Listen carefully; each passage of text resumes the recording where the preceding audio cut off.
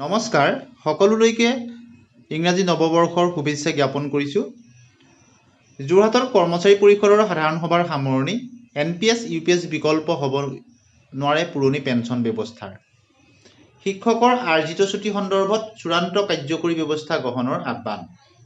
তিনিদিনীয়া কাৰ্যসূচীৰে অবিভক্ত শিৱসাগৰ জিলা সমিতিৰ সহযোগত তথা যোৰহাট জিলা সমিতিৰ আতিথ্যত যোৰহাট চন্দ্ৰকমল বেজবৰুৱা মহাবিদ্যালয় প্ৰেক্ষাগৃহত অনুষ্ঠিত সদৌ অসম কৰ্মচাৰী পৰিষদৰ সাধাৰণ সভাৰ সামৰণি পৰে আৰু এই সভাতে কৰ্মচাৰীসমূহৰ বিভিন্ন দাবীসমূহৰ বিষয়ত বিস্তাৰিতভাৱে আলোচনা কৰা হয় আৰু এই 40 সংখ্যক সাধাৰণ সভাখন 26 ডিচেম্বৰৰ পৰা তিনিদিনীয়া কাৰ্যসূচীৰে আৰম্ভ হয় আৰু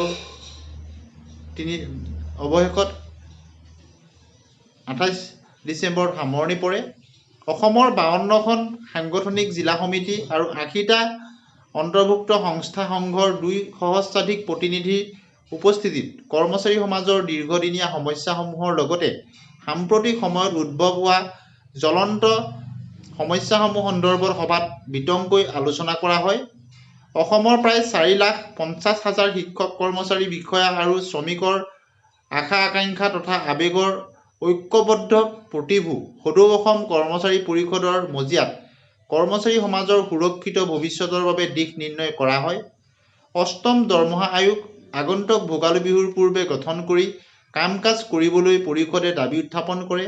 লগতে পূৰ্বৰ দৰমহা আয়োগৰ আঁসোৱাসমূহ নিৰাময় কৰি কেন্দ্ৰীয় চৰকাৰৰ কৰ্মচাৰীৰ সমাহাৰ দৰমহা গাঁথনি নিৰ্ধাৰণ কৰিবলৈ সজোৰে দাবী উত্থাপন কৰে। ইতিমধ্যে কৰ্মচাৰী পৰিষদৰ ঘোষিত NPS কিংবা UPS বিৰোধী আন্দোলন অধিক তীব্ৰতৰ কৰিবলৈ কৰ্ণধাৰ সমিতিক প্ৰতিনিধি সভাই কৰ্তৃত্ব প্ৰদান কৰে। এই ক্ষেত্ৰত সভাই তীব্ৰ ক্ষোভ প্ৰকাশ কৰি তেওঁলোকে কয় যে NPS বা UPS পুৰণি পেঞ্চন ব্যৱস্থাৰ কেতিয়াও সমপৰ্যায়ৰ হ'ব নোৱাৰে, অৰ্থাৎ বিকল্প হ'ব নোৱাৰে। তদুপৰি শিক্ষকৰ আৰ্জিত ছুটিৰ বিষয়টোৰ সন্দৰ্ভতো মুখ্যমন্ত্ৰীয়ে ব্যৱস্থাৰ আনুষ্ঠানিকভাৱে প্ৰতিশ্ৰুতি প্ৰদান কৰিছে যদিও সেই বিষয়ে এতিয়াও চূড়ান্ত কাৰ্যকৰী হোৱা নাই আৰু বিশেষ ছুটিৰ ব্যৱস্থা তেওঁ এতিয়ালৈকে আহ্বান জনায় প্ৰতিনিধিসকলে। চিকিৎসাজনিত ছুটি, অনুকম্পা ছুটি আৰু পিতৃ মাতৃ বন্দনাৰ বিশেষ ছুটিৰ ব্যৱস্থাৰ বাবে আহ্বান জনায়।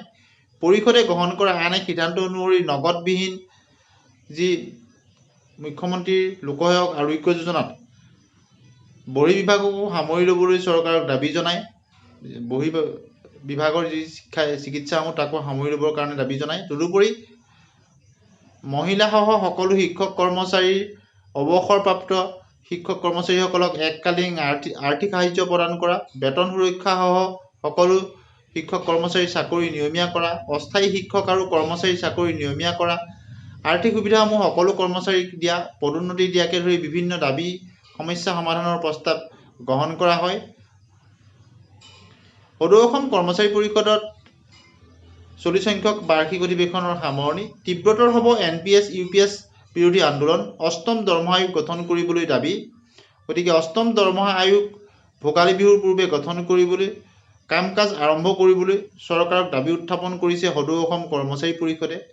পূৰ্বৰ দৰমহা আয়োগৰ আঁসোৱাসমূহ নিৰাময় কৰি কেন্দ্ৰীয় চৰকাৰৰ কৰ্মচাৰী সমাহাৰত দৰমহা প্ৰদানৰ কাৰণে দাবী জনাইছে কৰ্মচাৰী পৰিষদে।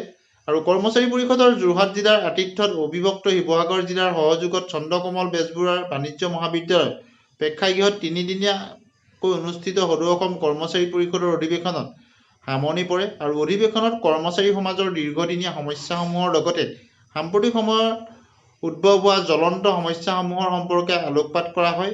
ৰাজ্যখনৰ প্ৰায় 4,50,000 শিক্ষক কৰ্মচাৰী আৰু শ্ৰমিকৰ আশা আকাংক্ষা তথা আৱেগক ঐক্যবদ্ধ এটা প্ৰতিষ্ঠান হ'ল সদৌ অসম কৰ্মচাৰী পৰিষদ আৰু এই কৰ্মচাৰী পৰিষদৰ মজিয়াতে এই শিক্ষক কৰ্মচাৰীসকলৰ তেওঁলোকৰ ভৱিষ্যত সুৰক্ষিত বাবে তেওঁলোকে নিৰ্ণয় কৰা হয়।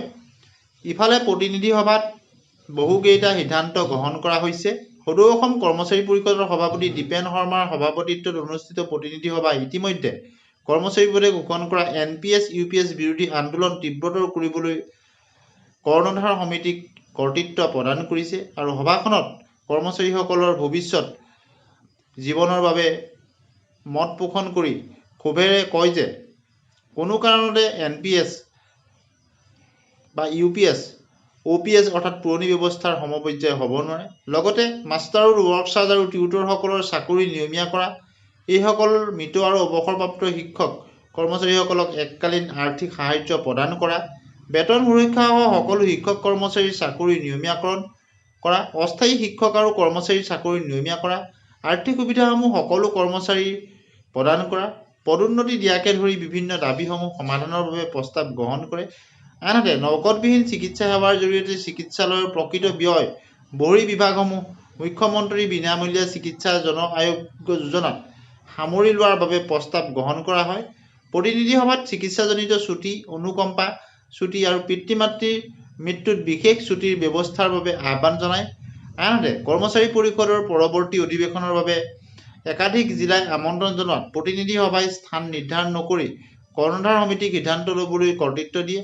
উল্লেখযোগ্য যে কৰ্মচাৰী পৰিষদৰ 52খন সাংগঠনিক জিলা সমিতি আৰু 80টা অন্তৰ্ভুক্ত সংস্থা সংঘৰ 2 সহস্ৰাধিক প্ৰতিনিধিৰ উপস্থিতিত কৰ্মচাৰী সমাজৰ দীৰ্ঘদিনীয়া সমস্যাসমূহৰ বিষয়ত আলোচনা কৰা হয়।